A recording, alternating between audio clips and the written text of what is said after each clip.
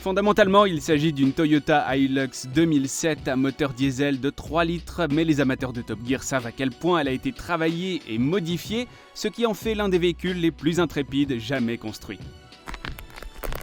La Hilux a été modifiée à l'origine par Arctic Trucks, spécialiste du tout-terrain basé à Reykjavik.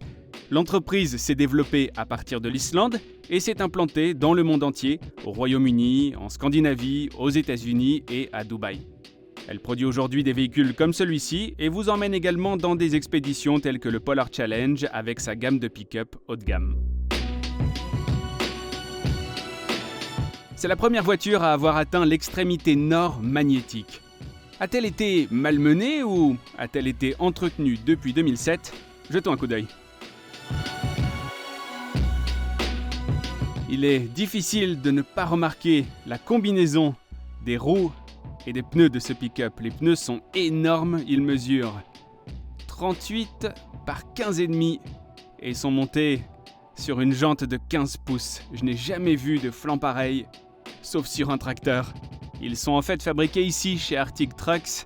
Vous pouvez voir les trous pour les goujons qui permettent de rendre ces pneus résistants à la neige ou de les visser à la main.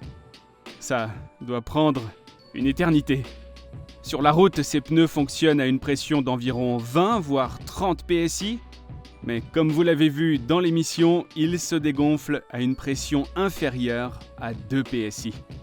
Cela a pour effet de transformer ces pneus en chenilles, ce qui leur donne plus d'adhérence dans la neige.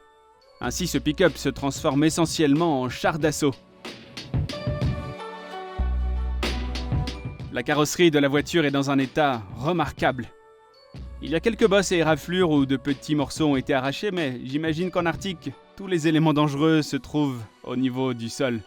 Il n'y a rien de vraiment dangereux à la hauteur du pare-choc ou de l'aile arrière. Tout est en bas. À ce propos, je me souviens que Jérémy avait parlé de l'épaisseur de la protection du carter sur ce véhicule. Ouais, c'est épais.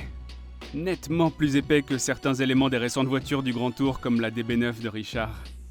C'est intéressant de voir que c'est une modification automatique sur toutes les voitures de Top Gear et du Grand Tour parce que les mécaniciens savent que les gars vont mettre ces voitures dans des positions qu'elles ne souhaitent pas.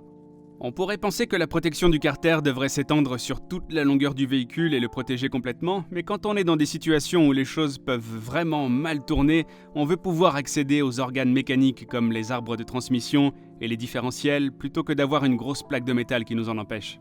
Et compte tenu de ce qui s'est passé pendant le voyage, c'est probablement une bonne idée qu'il n'y ait pas eu de plaque l'enveloppant complètement.